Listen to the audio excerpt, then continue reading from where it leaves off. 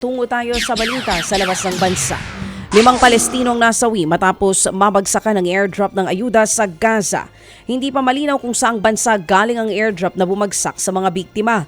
Pero sa video na nakuha ng Reuters News Agency, makikitang may ilang airdrop mula Amerika na hindi bumukas ang parachute. Dahilan para mapabilis na bumulusok pababa ang mabibigat na mga supply box.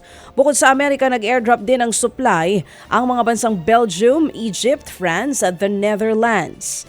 Dahil sa peligrong dala ng airdrop, pinag-aaralan na ng mga tumutulong na bansa na sa dagat naman idaan ang mga nasabing ayuda.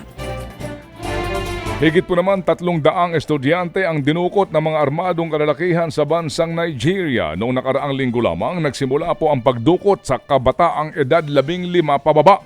Bigla na lamang pumapasok sa mga paaralan ang mga sospek at pwersahang pinapasama ang mga estudyante. May ilang pahong nagpaputok ng baril sa ere para po takutin ang mga estudyante.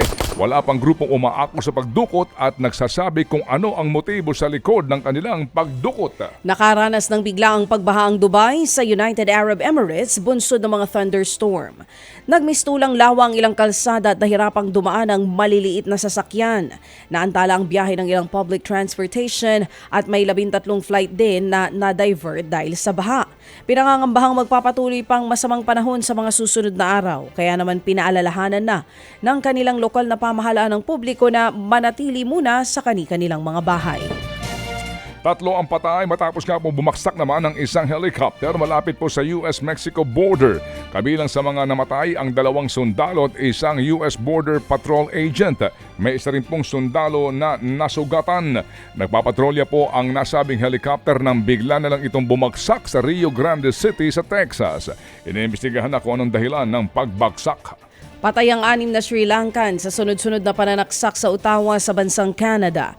Kabilang sa nasawi ang isang ina at mga anak niyang edad 2 buwan hanggang 7 taong gulang. Sugatan naman ang padre de pamilya ng nasawing mag-iina. Arestado ang 19 anyos na suspect na isa ring Sri Lankan. Kinilalang biktima ng suspect at kasama pa na nakatira nga sa kanilang bahay.